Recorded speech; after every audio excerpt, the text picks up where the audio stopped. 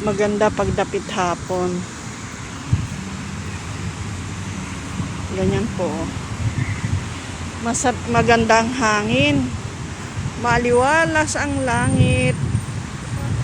Kaya ang daming naka-standby dito. Magpahangin lang. Tingnan nyo po, oh. Pag ganyang first week, pupunta dito para mamili ng pagkain. Pagdating ng second week, third week, doon sa unay sa mall kung saan pumupunta. Gumala. Kasi pag hindi ka lumabas dito, mabuboring ka. Kaya mas maganda po yung lumalabas para hindi ka maboring. Nakakasawa din naman manood palagi ng mga pelikula ba. Sumasakit ang mata ko.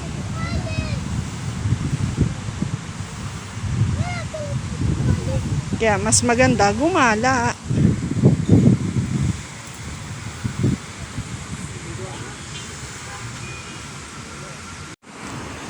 Andito naman po ako sa may fountain. Ayan po, oh. Maraming pumupunta dito. Gumagala. Ayan po. Di po ba ang ganda? Pero hindi kagaya sa atin na may mga kulay-kulay. Na may mga colorful ba?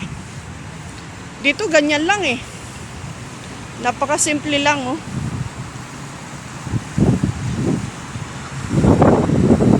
Yung mga tao dito, oh.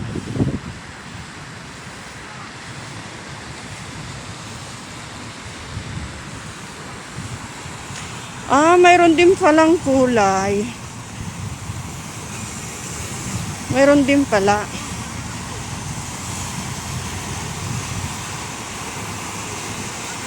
Siguro pag gabi na.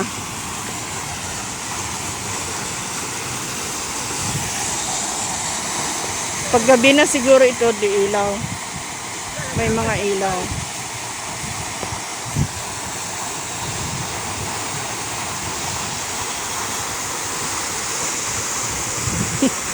May nagpipicture.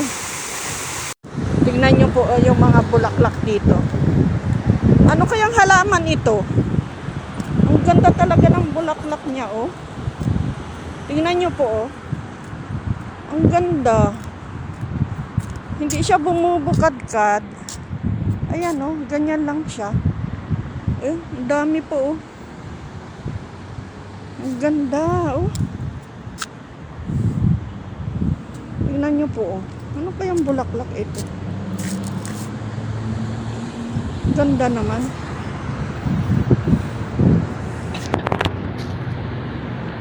Go pa kasi.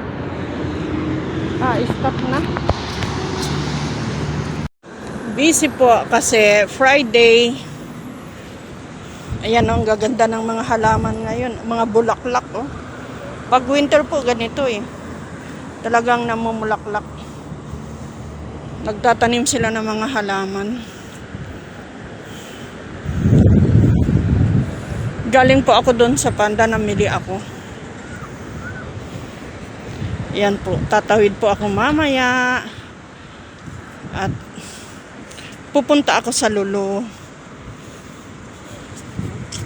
Mamaya na lang ako dadaan. Nag-stop siya eh. Kasi nagbibideo pa ako.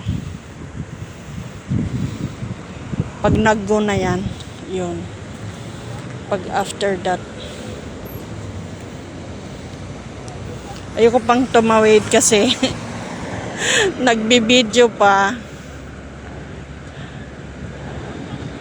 Busy po, uwian talaga eh.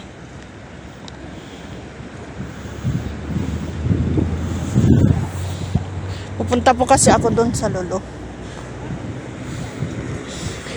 Bibili po akong Skyflex.